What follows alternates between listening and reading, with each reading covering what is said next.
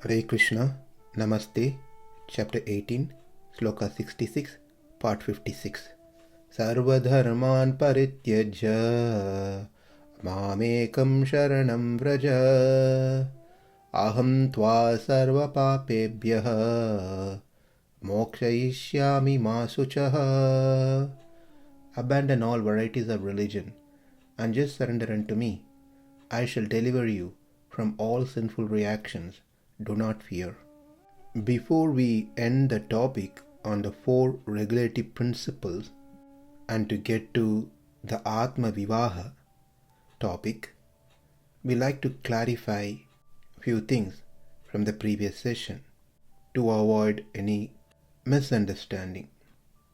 When we mentioned earlier that having children to take care of obligations towards Pitru, Devatas, Rishis is not necessary for one who has surrendered. Therefore, child is not needed, which means uniting with spouse is not necessary. As this is 100% true, but one may get a child not for the purpose of paying their debt to the Pitru, Devatas and Rishis, but one may desire to have a complete family by having Krishna conscious children. One may argue, well, even in that case, the pleasure that comes is unavoidable, which means one breaks the essential nature of ananya bhoktrutvam. Therefore, even to have children for Krishna conscious reason is not necessary. This could be the argument. Answer is, yes, it is true. When one engages in such act, one gets a short time pleasure. Like when a person jogs, in his mind the goal is to keep himself healthy and fit. That's all. But as he jogs, he perspires, which he did not desire to. He did not jog to perspire, but as a result of jogging, the perspiration happens without called for. Likewise, the goal of couple uniting together to get a Krishna conscious child, but during that period, one gets some pleasure by default. It is a side effect, not a primary goal.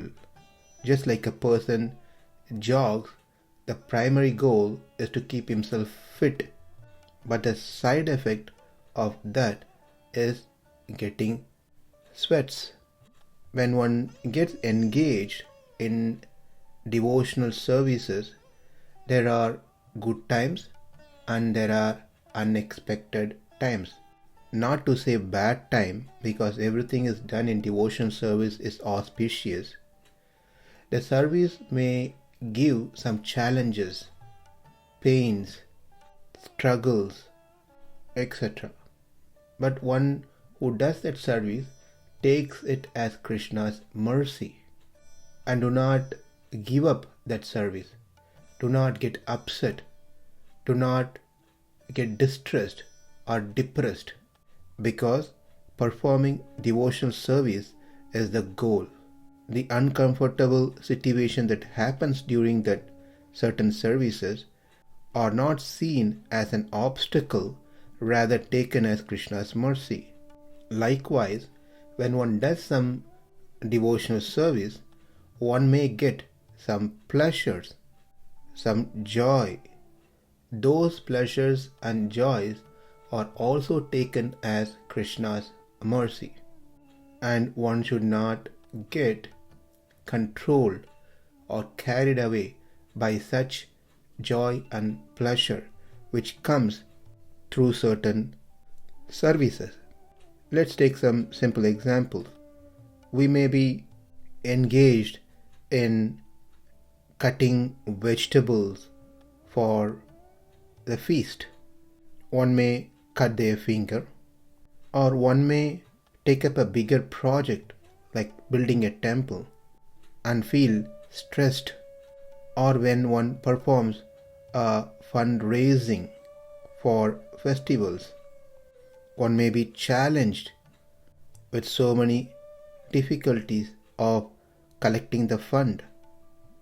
But all these are taken as Krishna's mercy. Likewise, one may be giving a wonderful lecture, one may be doing a great kirtan and attract many people. For that one may get name and fame, etc. But one should know that is also Krishna's mercy. Therefore, one try to balance both pains and pleasures equally, not to get overly depressed or not to get overly excited. Similarly, when one is engaged in the act to get a child, one gets pleasure. When one does this as a devotional service, one must apply the same principle over there as well. Therefore, having children, desiring for children is natural in the Grahastha ashram, and it is unnatural to not have children. But if the spouse sit together and discuss and agrees that they don't want to have children, then that is accepted, provided they consult with senior trustable Vaishnava and get the blessings of their Guru.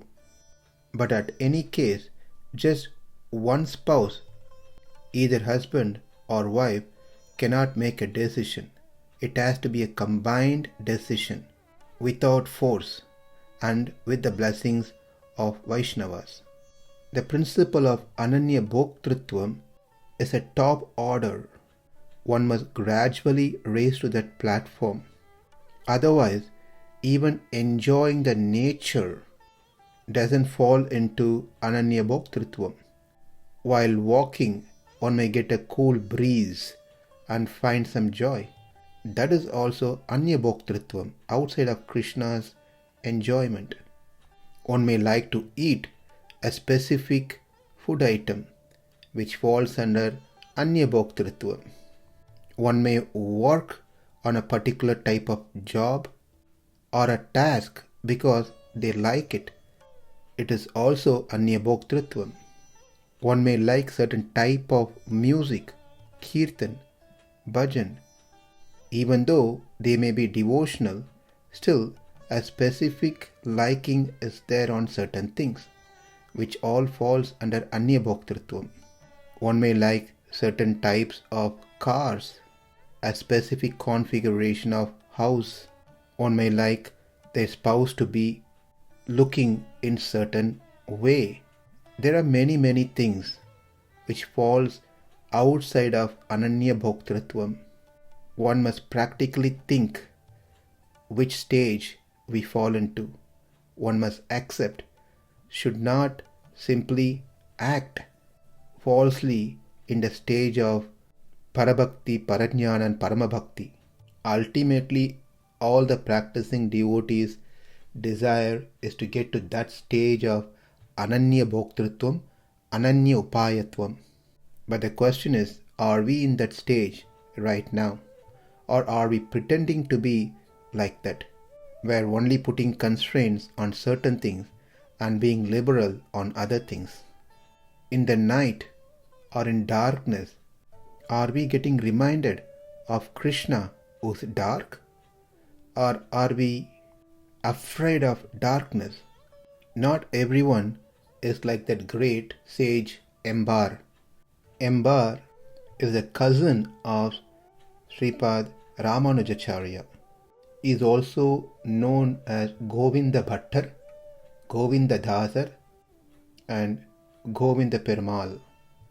Once Govinda's mother, with the blessings of Ramanujacharya, arranges a marriage for Govinda, Govinda very reluctantly agrees, but never gets involved in his married life with his wife.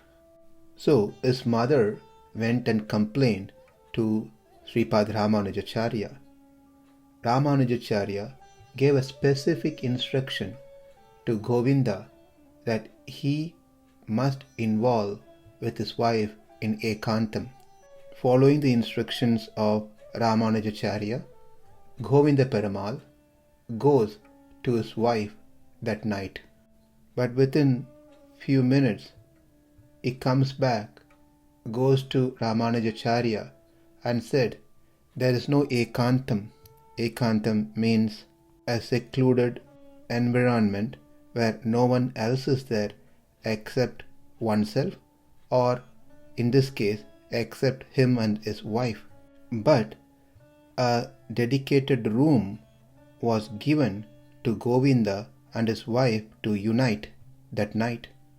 Interestingly, he came out and reported to Ramanujacharya that that room doesn't have ekaṁ.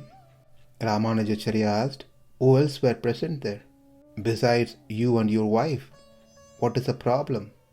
And Govinda said, he sees only Krishna everywhere, even in the dark. Understanding the position of Govinda Perumal, Emperumanar, that is Sripad Ramanujacharya, gives him sannyasa ashramam, and he receives the name Embar and orders him to stay with him always. One time, many Sri Vaishnavas were praising Embar, and Embar was very happily agreeing to all the praises noticed by Ramanujacharya. He said, this is not a quality of a Vaishnava. Vaishnava should never accept any praises. One has to be humble, whereas you happily accepting all the praises.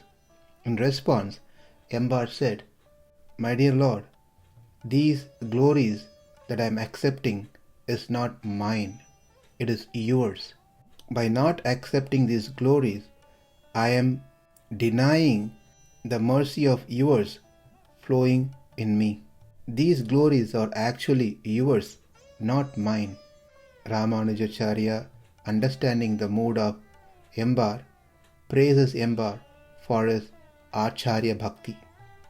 Once, Ramanujacharya noticed that Embar was doing something in snake's mouth, a live snake's mouth. After that, he went and took bath for Sharira Suddhi. Ramanujacharya inquired, what was he doing? Why is he behaving like this? How can he put his hand inside the snake's mouth?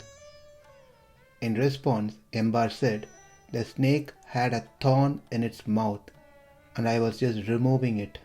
Hearing this, Ramanujacharya was overwhelmed with Embar's Jiva Karunya, compassion towards all living entities. Another incident is one time Govinda, that is Embar, was preparing the bed for the Acharya Periya Thirumalai Nambi, and he lies down first before his Acharya can rest on that bed. Ramanujacharya sees this and reports to Periya Thirumalai Nambi. Nambi inquires Govinda about his act. How can he use the bed that is meant for Guru? Govinda in response said, he is well aware by doing such act he will get narakam, hell.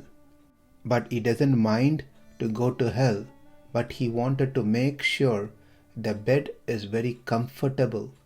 The bed does not have anything that will hurt his Guru's body. This is the glory of Embar. Like that, there are great saints who do not live for themselves but for Guru and Krishna. Everything else for them is tucham, is as good as a blade of grass. So we have to examine ourselves before making decisions in our life. We cannot simply imitate the great souls. Certainly we can aspire to cultivate that mood. So it is always good that the couple speaks before they commit to themselves, before the marriage, their goal in their life, how they want to lead their life. If one of the spouse or to-be spouse doesn't want a child, it is good to be clear, upfront, so the other person is well informed. Or even after marriage, one may come to a realization that they don't want to have a child, but that again has to be a combined decision. It cannot be one person making a decision. Both husband and wife must come to that agreement, and that has to be blessed by one's guru, if not by senior Vaishnavas. And a solid reason should be for higher purpose. Deciding not to have a child, but still being engaged in the act of uniting with one's spouse just for pleasure is not appreciated. And also it clearly tells that one doesn't want to take responsibility of grahastha life, but still simply want to continue enjoying the material life without wanting to take full family responsibilities. By having children, it may disturb their program. Their movements in their life may be restricted. They will lose freedom of enjoyment. So, the reason for not having children certainly should not be for avoiding the responsibility of maintaining the family, a child, to avoid the pain of carrying child in the womb for 9 to 10 months, or in some cases, thinking by having a child one may lose their good appearance, that is, one may look old, one may become fat.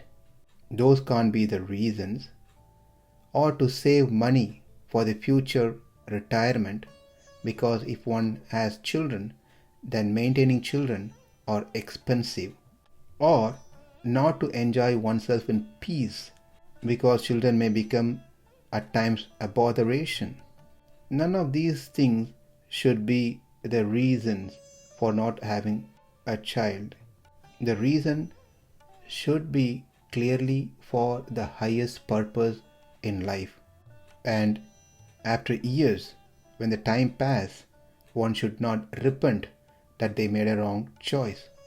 They must be fully convinced with their decision to not have a child. And those who are in Krishna consciousness, who decides in this path, must dedicate their life 100% in the service of Guru and Krishna. One must not be anxious how they are going to be maintained. Therefore, in most cases, in general, the grahasthas have children, again for higher purpose, accepting their limitations, their conditions, their current position in the path of bhakti. In fact, having children makes one learn how to be patient, tolerant, and also to be humble. So a grahastha should consult and plan their life in such a way they can be freed sooner in their family responsibilities and engage themselves in Krishna consciousness fully. Sometimes the married couple delay having children. Sometimes they are not sure whether to have a child or not. But it is always better to consult and take advice from senior Vaishnavas. But if one desires to have a child, it's better to get the child sooner, because it is beneficial both materially and spiritually. There are a lot of details to this topic, how one should prepare one's mood before uniting with one's spouse, what are the process after that, what needs to be done during the pregnancy. But the details of all those things, we leave it for the individual to discuss with experienced Vaishnava Grahasthas. With that, we will conclude this subject. In our next session, we will discuss about Atma Vivaha, marriage of Atmas. Thank you. Hare Krishna.